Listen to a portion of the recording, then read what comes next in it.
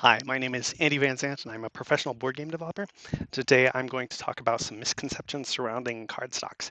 And really, the big misconception is that anybody knows what they're talking about. The vast majority of consumers don't really have a perception of what the differences are, and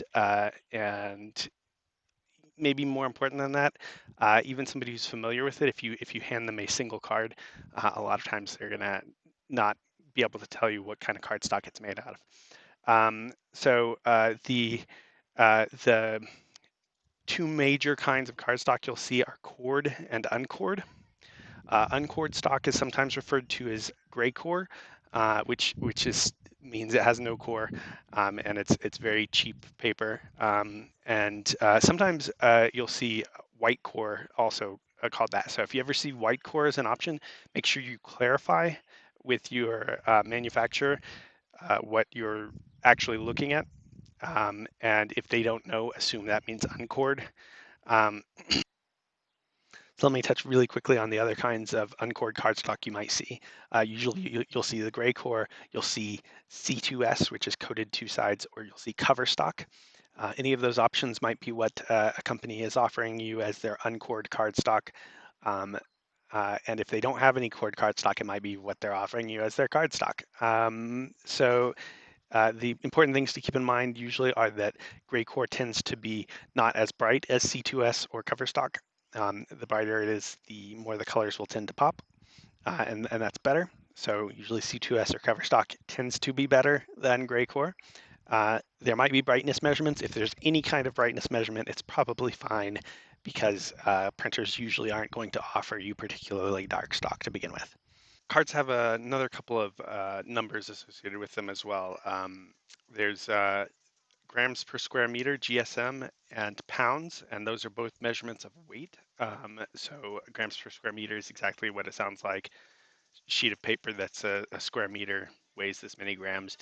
Pounds is based on a certain number of sheets. Um, Both of those are indicative of thickness, but not necessarily an absolute measure of thickness.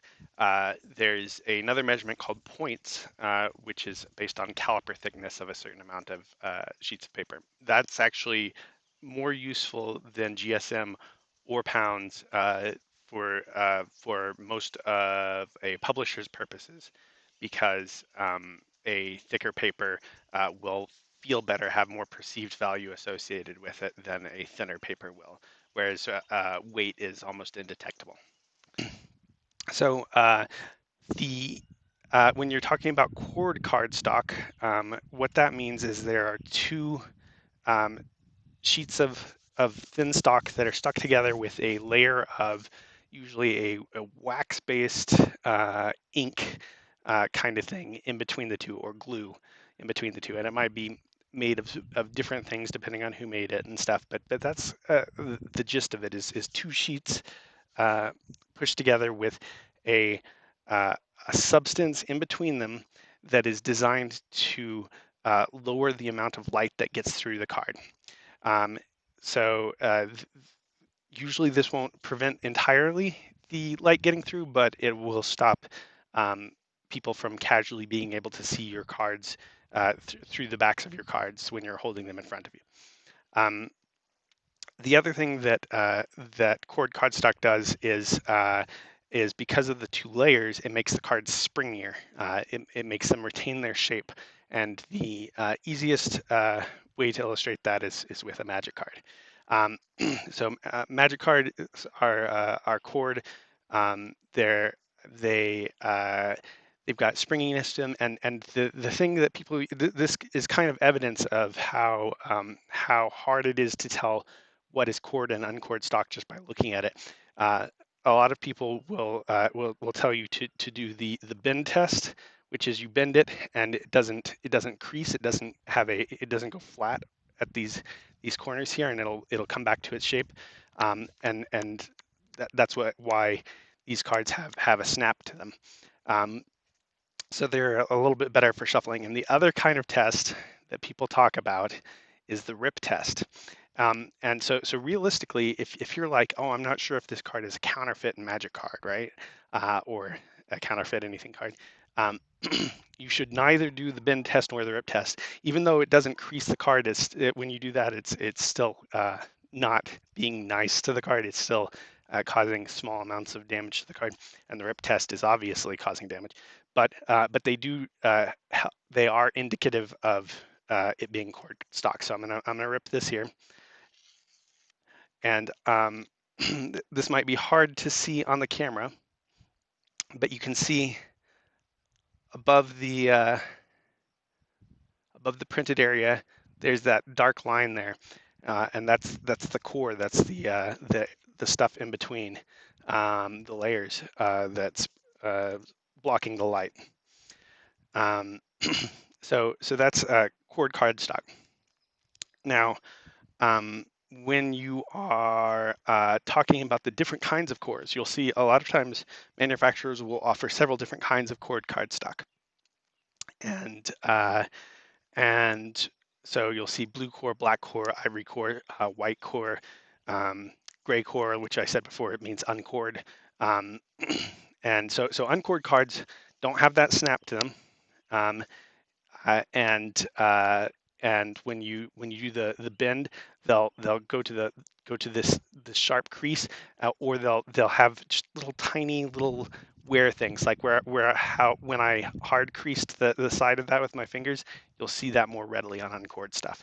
Um, so that's uh, again, that's not really worth trying to detect in most cases from a consumer's standpoint, or um, even your average publisher's standpoint. It's not worth trying to figure out what's what just by looking at it. And so it's, yeah, it's a waste of time. But knowing about what the benefits are beforehand is useful. Like I said, cord cardstock has a couple of benefits, especially if it's cards that get shuffled a lot, cards that get held in your hand, cards that are used in a competitive way. So cards where you'll be playing in tournaments and stuff with them. Those are better used for cord cards. Like I was saying, we got blue core, black core, ivory core, and people will say, oh, what's the better one to use? And there are a few guidelines that are pretty easy to talk about when you're talking about using cardstock. So first off, uh, the easiest thing to say is, if you are a company that might include promos from different games in your other products, choose a cord cardstock and use that for all of your things. Probably whatever the cheapest cord cardstock is would be my recommendation from whatever your manufacturer is, assuming you're using the same manufacturer for everything. The reason is because if you have a deck of cards and you're like, oh, I want to include this promo for this other game in there, uh, if that other game has a different kind of cardstock, you will either be providing a promo that's in the wrong kind of cardstock, or you will have to pay extra to have that done as a separate print run, because like this one deck of cards is printed on this sheet, and even if you've got extra slots on it, if you're trying to match the stock on something else, you'll have to do a full separate printing of a bajillion copies of this one promo card on this whole other sheet, and then have somebody physically collate it into your thing. So it's going to either cost you more, or you're going to not match. So from if you're a publisher and you are consistently using the same manufacturer, and you might include promos, just choose one of the cord card stocks and just always use that. So barring that, uh, if you in a vacuum, right? Like if you've got a game and the cards are generally speaking going to sit on the table, maybe they'll be held in hands briefly, or moved around a good amount. But if they're not shuffled a lot, if they're generally placed on tables, um, uh, and it's not going to be in a competitive tournament level environment, that is when you would use uncored stock. Um, and that's because if they're not being shuffled a lot, and especially so let's say you've got a handful of action cards in a game, right? Like say you've got 12 cards are rolls, and you're doing roll selection. They just sit on the table for people to look at. Maybe people pick them up briefly to claim them, but aren't actively holding them in their hands a whole lot. Um, you don't need any of the benefits that cord cardstock offers. You don't need the snap, you don't need the shuffleability, you don't need the blocking of the light. So in those cases, you don't need to pay the extra money. Just get an uncord cardstock. Um, Otherwise, if any of those things are true, like you've got a competitive game, or the cards are held in hand regularly, or the cards are shuffled regularly, then you probably want a cord cardstock. Um, and cord cardstock will last longer than uncord too, just because, like I said, that durability, it's not, it doesn't apply to just when people do stupid things.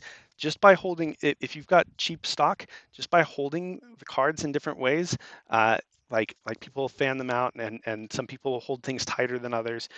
You'll Uncord cardstock will start showing the signs of you doing weird things like this to it, um, or the fact that I've got my thumb on the back here and I'm kind of curving the card as I'm holding it. Those things will damage that uncord cardstock just so much quicker. And by quicker, I mean can do it within a single play if somebody's like consistently holding the card like that, holding it tight. Um, so sleeves can sometimes help offset this, but it's still that's not something you can count on the consumer to have or to use. Um, so so when you're talking about the different colors, I think I already said this, but just honestly, choose whatever's cheapest that is cord, because people can't tell the difference, and the benefits between blue core and black core are extremely tiny. Okay, so say you've got a stack of blank cards that are black core, and a stack that are blue core, and a stack that are ivory core. Um, that's when you might be able to tell what the core is. Uh, if you know that that's what you're looking for, if you said here's this stack, or here are these three stacks, and one of them is this color core, then one of them is color core, one of them is this color core, then you might be able to differentiate them. If I handed you a stack of cards and said, what core is this, without the reference points of the others, you will probably have no idea what the color core is. So that's why it pretty much doesn't matter. They all those cores function in basically the same way, have the same benefits. So choosing one over the other, the the other benefits are so small, like it's so subtle, that it is indiscernible to the consumer, and that's what matters. So choose. Usually, you should be choosing a cord cardstock, and you should be choosing whatever the cheapest core is that your manufacturer offers. Um, and like I said, you can only tell the difference when you've got that comparison point next to each other, and they have to be in a stack of cards, because there's no way you're going to tell looking at a single card. And on top of that, if they've got different colors of borders, that makes it that much more difficult to tell. You can make arguments for it, but the reality is that core is doesn't show through enough to have enough impact. So you're looking at this card, and you can see the core in the center, but you can see that the surrounding stuff is all white. That core does not permeate, and it is not supposed to, and that's why you can only really tell on the edges. So yeah, like I said, if you've got a limited amount of cards that you don't shuffle, and they mostly sit on the table, um, and uh, it's not a competitive environment, that's when you would use uncord. The rest of the time, you should use cord. You should, if you're a company that's making several different games, I would suggest just sticking to a single kind of core, and using that for all of your products. And the color really doesn't matter, as long as you're sure that it's actually cord stock. So I hope that helps. Thanks for watching.